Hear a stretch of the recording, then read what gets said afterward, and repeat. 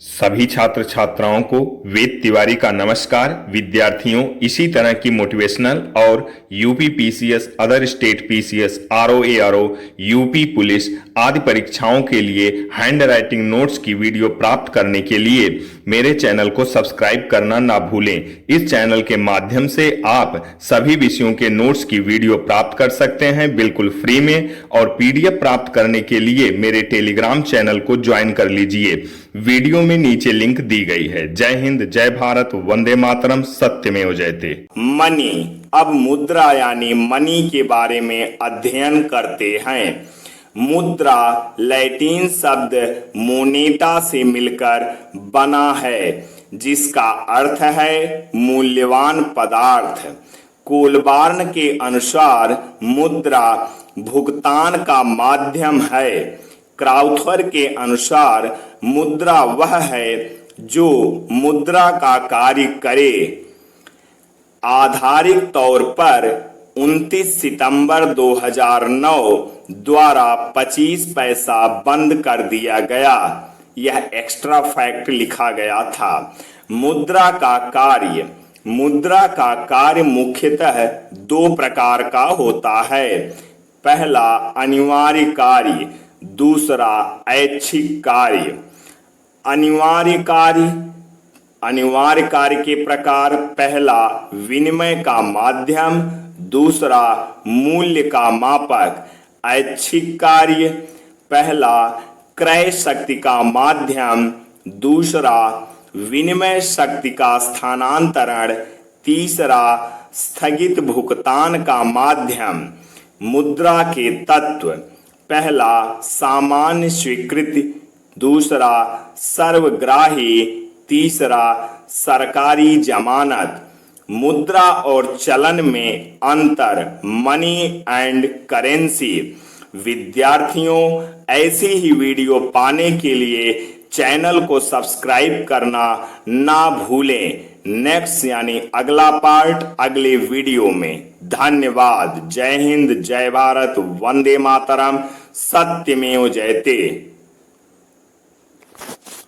सभी छात्र छात्राओं को वेद तिवारी का नमस्कार। विद्यार्थियों, हम लोग इकोनॉमिक्स अर्थशास्त्र का अध्ययन कर रहे हैं और आज पार्ट 3 शुरू करते हैं। इस समय हम लोग मुद्रा के बारे में पढ़ रहे थे, तो आइए शुरू करते हैं। मुद्रा और चलन में अंतर, मनी एंड करेंसी। चलन, करेंसी, चलन। पत्र मुद्रा जैसे कागजी नोट, धातु मुद्रा जैसे सिक्के, 5 रुपए का सिक्का या कोई अन्य सिक्का। मनी, मुद्रा। पत्र मुद्रा जैसे कागजी नोट, धातु मुद्रा जैसे सिक्के, साख मुद्रा जैसे चेक, ड्राफ्ट, बॉन्ड, जमीन के कागज, एनएससी आदि। धातु मुद्रा, इसमें धातु से बने हुए सिक्के मुद्रा के तौर पर प्रयोग किए जाते हैं। इसका मूल्य व इसकी प्रामाणिकता सरकार द्वारा निर्धारित की जाती है। यह 2 प्रकार का होता है। पहला प्रामाणिक सिक्का, दूसरा सांकेतिक सिक्का। पहला प्रामाणिक सिक्का ऐसे सिक्के जिनका अंकित मूल्य व धातु मूल्य दोनों बराबर होते हैं, उसे प्रामाणिक सिक्का कहते हैं। जैसे स्वर्ण मान सोने के सिक्के, रजत मान चांदी के सिक्के। पहला प्रधान मुद्रा है, दूसरा असीमित विधिग्राह्य। प्रधान मुद्रा, प्रधान मुद्रा उसे कहते हैं जो चलन में ज्यादा हो, जैसे नोट, कागजी मुद्रा। सहायक मुद्रा, सहायक मुद्रा उसे कहते हैं जो प्रधान मुद्रा के सहायक होते हैं, जैसे सिक्के 1, 2 या 5 के सिक्के। सांकेतिक सिक्का। ऐसे सिक्के जिनका अंकित मूल्य धात मूल्य से अधिक होता है उसे सांकेतिक सिक्का कहते हैं। जैसे वर्तमान सिक्के, पहला गौण मुद्रा, दूसरा सीमित विधि ग्राह्य। पत्र मुद्रा, कागज पर छपी मुद्रा पत्र मुद्रा कहलाती है। पत्र मुद्रा देश की प्रधान मुद्रा है। पत्र मुद्रा सरकार द्वारा केंद्रीय बैंक से जारी की जाती है। भारत का केंद्रीय बैंक रिजर्व बैंक है। भारत में पत्र मुद्रा का निर्गमन आरबीआई करता है। भारत में सिक्के वित्त मंत्रालय द्वारा निर्गमन किए जाते हैं। पत्र मुद्रा के निर्गमन के लिए सरकारी प्रतिभूत आवश्यक होती है। इसके लिए 200 करोड़ रुपए के लिए सरकारी प्रतिभूत आवश्यक है। 200 करोड़ रुपए 115 करोड़ का सोना प्लस 185 करोड़ सरकारी प्रतिभूतियां जैसे बॉन्ड, डिबेंचर, ऋण पत्र इत्यादि। 200 करोड़ रुपए में 115 करोड़ का सोना और 85 करोड़ की सरकारी प्रतिभूतियां आवश्यक हैं। पत्र मुद्रा के लाभ। पत्र मुद्रा से निम्नलिखित लाभ हैं। पहला वहनीयता, दूसरा मितव्ययी, तीसरा संचय की सुविधा। पहला वहनीयता। वहनीयता का तात्पर्य पत्र मुद्रा को एक स्थान से दूसरे स्थान तक आसानी से और सुरक्षित लेके जाया जा सकता है। दूसरा मितव्ययी। मितव्ययी का तात्पर्य कम खर्चीला अर्थात इसे कम खर्चीला माना जाता है। तीसरा संचय की सुविधा। संचय की सुविधा से तात्पर्य यह है कि इसे कहीं भी सुरक्षित रखा जा सकता है। सिक्कों पर अशोक का चिन्ह 1950 से अंकित किया गया था। भारत में गिलट के रुपए का प्रचलन 1946 से हुआ था। 2 अक्टूबर 1965 को 10 रुपए का सिक्का चलाया गया था। महात्मा गांधी के जन्मदिन के 100 वर्ष पूरे हो जाने पर तथा इसमें गांधी जी की मूर्ति अंकित की गई। ग्रेशम का नियम। जब एक साथ 2 मुद्राएं चलन में हो तो बुरी मुद्रा अच्छी मुद्रा को चलन से बाहर कर देगी। ग्रेशम महारानी विक्टोरिया के आर्थिक सलाहकार थे। मुद्रा का मूल्य। मुद्रा का मूल्य कभी भी स्थिर नहीं रहता है, अर्थात मुद्रा का मूल्य हमेशा घटता बढ़ता रहता है। मुद्रा के मूल्य को प्रभावित करने वाले कारक। पहला प्राकृतिक कारक। मुद्रा के मूल्य को प्राकृतिक कारक प्रभावित करते हैं, जैसे अच्छी वर्षा, ओलावृष्टि, सूखा, बाढ़, अच्छी फसल आदि। दूसरा ऋतुओं में परिवर्तन। ऋतुओं में परिवर्तन होने के कारण भी मुद्रा के मूल्य में परिवर्तन होता रहता है, अर्थात ऋतुओं में परिवर्तन भी मुद्रा मूल्य को प्रभावित करने वाला एक प्रमुख कारण माना जाता है। तीसरा विज्ञापन। विज्ञापन भी मुद्रा के मूल्य को प्रभावित करने वाला एक प्रमुख कारण माना जाता है। फैशन। चौथा फैशन। फैशन भी मुद्रा के मूल्य को प्रभावित करता है। मुद्रा की पूर्ति को प्रभावित करने वाले कारक। पहला, मुद्रा का निर्गमन। दूसरा, क्रेता की आय में परिवर्तन। तीसरा, विकास का स्तर। मुद्रास्फीति यानी मुद्रा प्रसार, मनी इन्फ्लेशन। मुद्रा प्लस स्फीति अर्थात मुद्रा की मात्रा में वृद्धि यानी प्रसार यानी फैलाव, वृद्धि। मुद्रास्फीति वह दशा है जिसमें मुद्रा की पूर्ति बढ़ जाती है और वस्तुएं महंगी हो जाती हैं। क्राउथर के अनुसार मुद्रास्फीति या प्रसार वह स्थिति है जिससे मुद्रा का मूल्य गिरता है और वस्तुओं के मूल्य बढ़ते हैं। किनले के अनुसार जब मुद्रा की मात्रा उसके मांग की अपेक्षा अधिक हो जाती है, जिसके फलस्वरूप वस्तुओं के मूल्य बढ़ने लगते हैं, ऐसी स्थिति को मुद्रा प्रसार की स्थिति कहा जाएगा।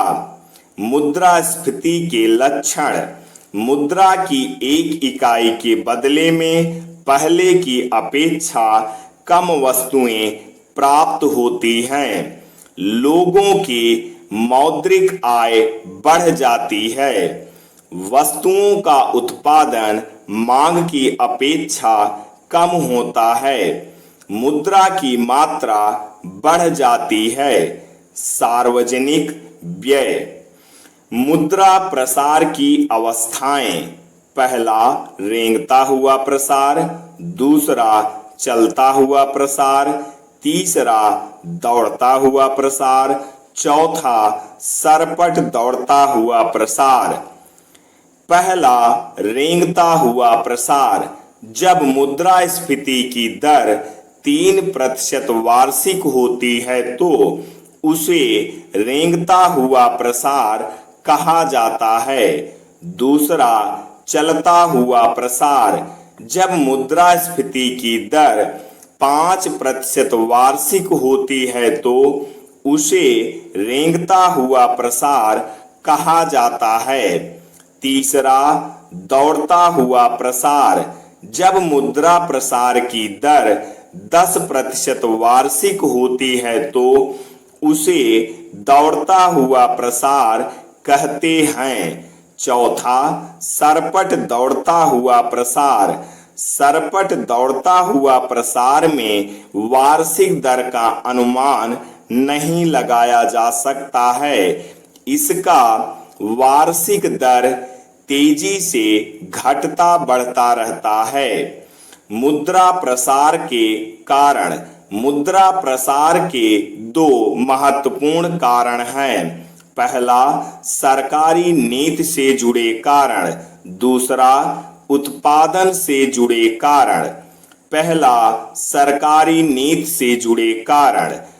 घाटे का बजट बनाना, युद्ध काल में व्यय बढ़ जाना, सार्वजनिक व्यय में वृद्धि, नए कर रोपण कर नीति, प्रशासन में शिथिलता, काला धन। दूसरा, उत्पादन से जुड़े कारण। उत्पादन में कमी, लागत में वृद्धि, मांग में वृद्धि, साख में वृद्धि। मुद्रा प्रसार के प्रभाव। मुद्रास्फीति या प्रसार से लाभान्वित पक्ष। कृषक, शिल्पकार, कारखानों के स्वामी, ऋणी वर्ग यानी कर्जदार, श्रमिक वर्ग, करदाता यानी टैक्स पे। मुद्रास्फीति या प्रसार से हानि वाले पक्ष। निश्चित आय वाले वर्ग, उपभोक्ता वर्ग, ऋणदाता यानी ऋण देने वाला, सरकार। मुद्रा प्रसार को रोकने के उपाय। पहला, मौद्रिक उपाय। दूसरा, राजकोषीय उपाय। पहला, मौद्रिक उपाय। मौद्रिक उपाय द्वारा मुद्रा प्रसार को रोकना। मुद्रा के निर्गमन को कठोर बनाना। नई मुद्रा का चलन, बैंक दर में वृद्धि, खुला बाजार कार्यवाही, नगद आरक्षी अनुपात में वृद्धि यानी CRR में वृद्धि, साख पर नियंत्रण यानी उधारी पर नियंत्रण। दूसरा, राजकोषीय उपाय। राजकोषीय उपाय द्वारा मुद्रा प्रसार को रोकना। संतुलित बजट, ऋण प्राप्ति, सार्वजनिक व्यय पर नियंत्रण, बचत को प्रोत्साहन। मुद्रा प्रसार को कम करने के लिए उत्पादन को बढ़ावा देना चाहिए ताकि मांग के अनुरूप पूर्ति की जा सके। मुद्रा प्रसार को कम करने के लिए सरकार को राजस्व नीतियों में सुधार करना चाहिए। मुद्रा प्रसार को कम करने के लिए सरकार द्वारा कर नीति में सुधार की आवश्यकता है। मुद्रा प्रसार को कम करने के लिए कर वसूली में सख्ती लानी चाहिए।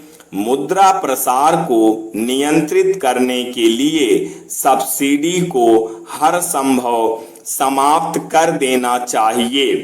मुद्रा संकुचन यानी मुद्रा अपस्फीति। मुद्रा संकुचन मुद्रा प्रसार की विपरीत स्थिति को कहते हैं। जब किसी देश में मुद्रा की मात्रा उसकी मांग की अपेक्षा बहुत कम होती है तो उसे मुद्रा संकुचन कहते हैं। मुद्रा संकुचन की स्थिति में मुद्राओं व वस्तुओं की सेवाओं में कमी हो जाती है। क्राउथर के अनुसार मुद्रा संकुचन वह स्थिति है जिसमें मुद्रा का मूल्य बढ़ता है तथा वस्तुओं का मूल्य घटता है। पीगू के अनुसार जब किसी समाज की मौद्रिक आय की तुलना में वहां पर वस्तुओं तथा सेवाओं का उत्पाद अधिक तेजी से बढ़ जाता है तो इससे मुद्रा की क्रय शक्ति बढ़ जाती है और वस्तुओं और सेवाओं का मूल्य गिर जाता है। भारतीय रिजर्व बैंक। अब भारतीय रिजर्व बैंक के बारे में पढ़ते हैं। भारत में एक बेहतर बैंकिंग प्रणाली की स्थापना के लिए एक केंद्रीय बैंक की आवश्यकता महसूस की जा रही थी। इसी के लिए हिल्टन यंग कमीशन का गठन किया गया। इस कमीशन की सिफारिश पर भारत सरकार ने RBI एक्ट 1934 पारित किया। इस अधिनियम के द्वारा 1 अप्रैल 1935 को भारतीय रिजर्व बैंक का गठन कर दिया गया। 1 जनवरी 1949 को भारतीय रिजर्व बैंक का राष्ट्रीयकरण कर दिया गया। भारतीय रिजर्व बैंक का मुख्यालय मुंबई। भारतीय रिजर्व बैंक का मुख्यालय मुंबई में है। RBI का संगठन कितने लोगों से मिलकर होता है तो आइए देखते हैं। RBI का संगठन 1 मुख्य गवर्नर, 4 डिप्टी गवर्नर, 10 वित्तीय अधिकारी भारत सरकार द्वारा नामित, 4 क्षेत्रीय बोर्ड के लिए निदेशक, 1 वित्त मंत्री, टोटल 20 व्यक्ति होते हैं। वर्तमान समय में RBI के मुख्य गवर्नर D सब्बा राव जो कि इस समय नहीं है। RBI के पहले गवर्नर JB स्मिथ। RBI के पहले भारतीय गवर्नर CD देशमुख। RBI के क्षेत्रीय कार्यालय दिल्ली, मुंबई, चेन्नई, कोलकाता। RBI की भूमिका। RBI के कार्यों को मुख्यतः 2 भागों में बांटा जा सकता है। सामान्य बैंकिंग कार्य, विकास संबंधी व प्रवर्तन कार्य। सामान्य बैंकिंग कार्य, पत्र मुद्रा का निर्गमन करना, भारत का केंद्रीय बैंक, बैंकों का बैंक, विदेशी विनिमय को नियंत्रित करना, वित्तीय आंकड़ों का संग्रहण करना। दूसरा, विकास संबंधी व प्रवर्तन कार्य, समाज शोधन गृह का कार्य, कृषि साख की व्यवस्था करना, खुली बाजार प्रणाली, ऋण यानी लोन देना, मूल्यवान वस्तुओं का क्रय विक्रय करना, मौद्रिक नीति अपनाना। पत्र मुद्रा का निर्गमन। अब इसको अगले पार्ट में देखते हैं। आज बस इतना ही। ऐसे ही वीडियो पाने के लिए चैनल को सब्सक्राइब करना ना भूलें। जय हिंद, जय भारत, वंदे मातरम, सत्यमेव जयते।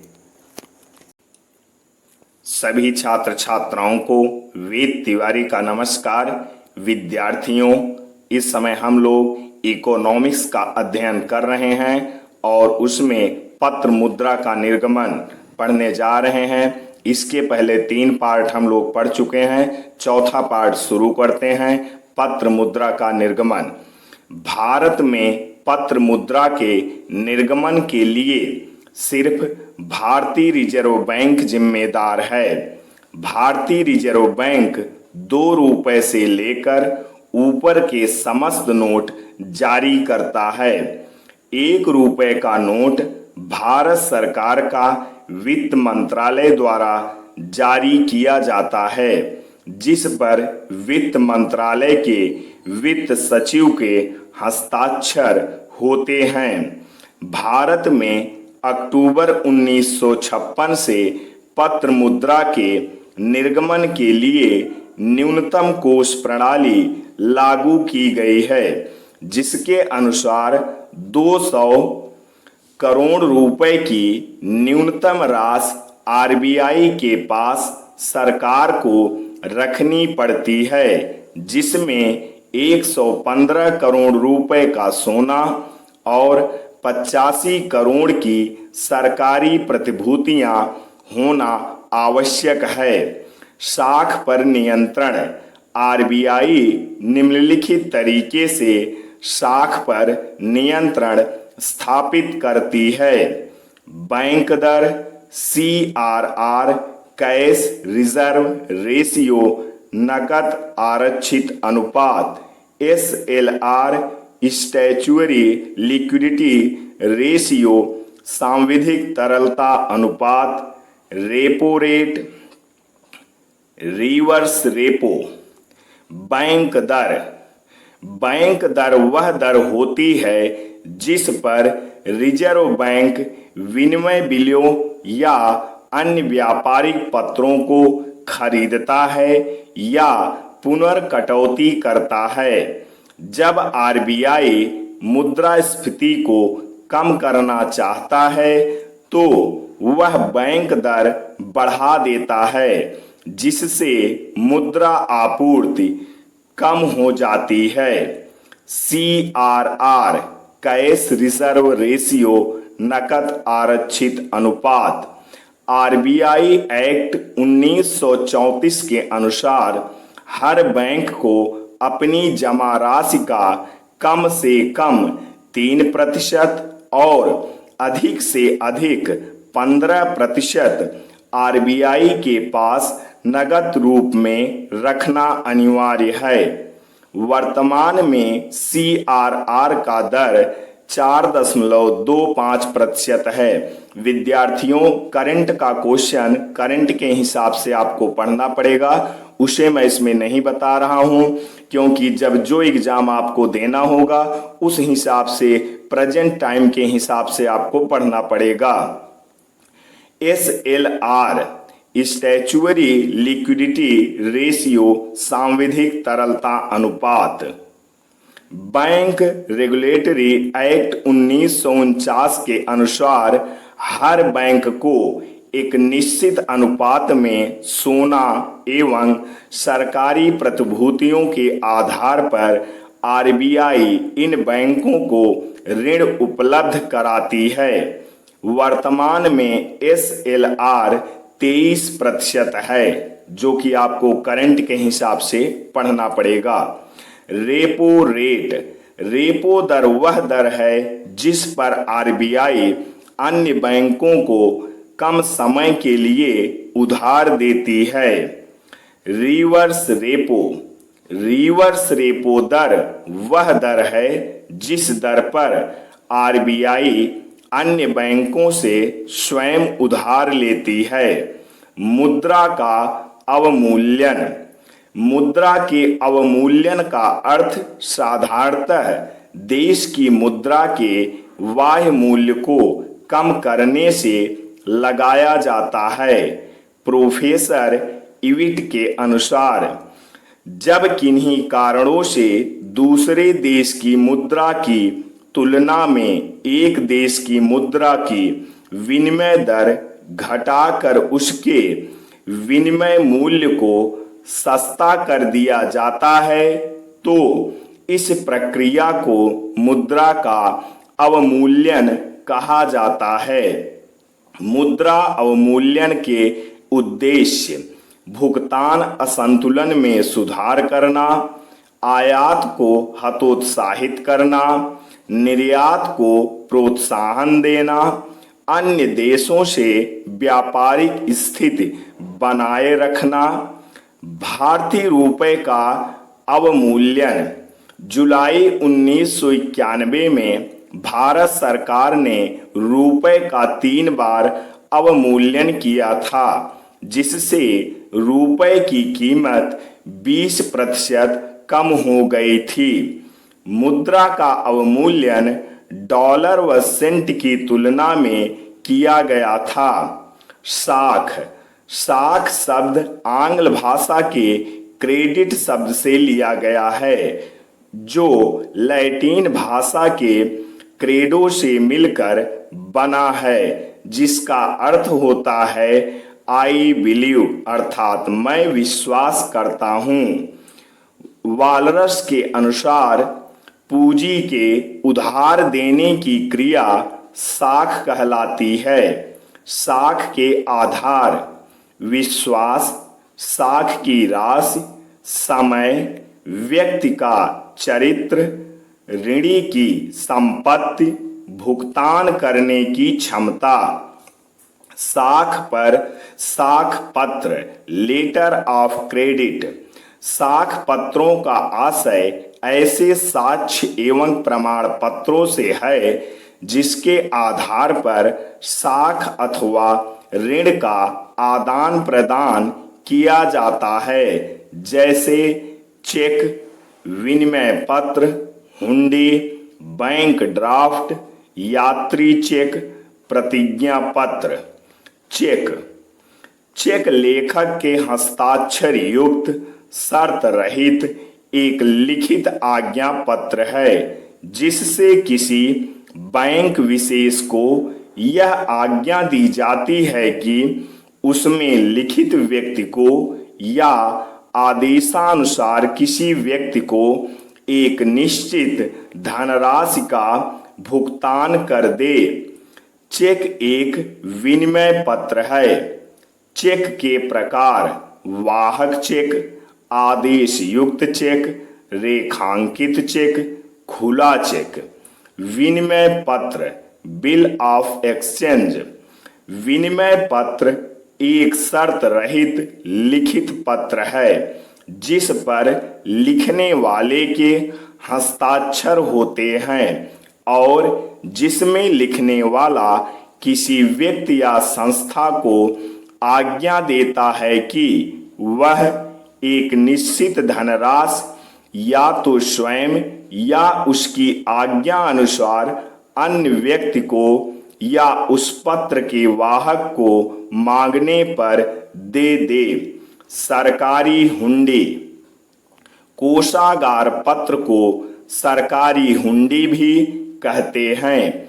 ये सरकार द्वारा जारी की जाती है। इनकी अवधि प्रायः 3, 6, 9 या 12 महीना होती है। इसके बाद सरकार इसका भुगतान कर देती है। ये पत्र प्रायः अल्पकालिक ऋण प्राप्त करने के लिए ही जारी की जाती है। ऋण पत्र डिबेंचर्स। ऋण पत्र एक ऋण की अवधि हेतु लिखित स्वीकृति होती है जिस पर कंपनी की सार्वमुद्रा अंकित रहती है। इसमें एक निश्चित तिथि पर मूलधन के शोधन तथा एक निश्चित दर से ब्याज का भुगतान देने का अनुबंध होता है। भारतीय कंपनी अधिनियम 1956 के अनुसार ऋण पत्र में कंपनी का ऋण स्कंध, स्टॉक, बॉन्ड या दूसरे प्रकार की प्रतिभूतियां सम्मिलित की जाती हैं। ऋण पत्रों से लाभ। कंपनी को एक निश्चित अवधि के लिए पूंजी प्राप्त हो जाती है। आवश्यकता पड़ने पर अत्यधिक ऋण पत्र निर्गमित करके कंपनी अपनी पूंजी को बढ़ा सकती है। इसमें निवेशकों को निवेश करने में कोई जोखिम या रिस्क नहीं होता है। मुद्रा की आपूर्ति। मुद्रा की आपूर्ति दो प्रकार की होती है, चलन मुद्रा, बैंक जमाएं। चलन मुद्रा। चलन मुद्रा में सभी कागजी नोट एवं धात्विक सिक्के शामिल किए जाते हैं। मुद्रा चार प्रकार की होती है, M1, M2, M3, M4। M1 जनता के पास मुद्रा प्लस बैंकों की मांग जमा प्लस RBI के पास जमा। M2 M1 प्लस डाकघरों के पास बचत बैंक जमा। M3 M1 प्लस बैंकों की सावधि जमाएं। M4 M1 प्लस डाकघरों की समग्र जमाएं। विस्तृत मुद्रा। M3 को विस्तृत मुद्रा कहा जाता है। संकुचित मुद्रा। M1 को संकुचित मुद्रा कहा जाता है। रेड्डी कमेटी ने चार प्रकार की मुद्राएं बताई हैं, M0, M1, M2, M3। M0 चलन में मुद्रा प्लस RBI के पास अन्य जमाएं। रुपए की पूर्ण परिवर्तनीयता। पूंजी खाते में रुपए की पूर्ण परिवर्तनीयता के लिए इस तारापुर समिति का गठन किया गया। इस समिति की सिफारिश के अनुसार जब रुपया पूंजी खाते में पूर्ण परिवर्तनीय हो जाएगा तब कोई भारतीय निवेशक विदेशी बाजार या स्टॉक मार्केट में विदेशी मुद्रा में बिना RBI के अनुमति से पैसा लगा सकेगा। इसी तरह विदेशी निवेशक भी बिना किसी पूर्व अनुमति के अपना पैसा निवेश कर सकेंगे और जब चाहे तब उसे निकाल सकेंगे। ऋण और उसकी अवधि। 15 माह के लिए अल्पकालीन ऋण तथा 15 से 3 साल के लिए मध्यकालीन ऋण होता है और 3 साल से आगे लगभग 20 साल तक दीर्घकालीन ऋण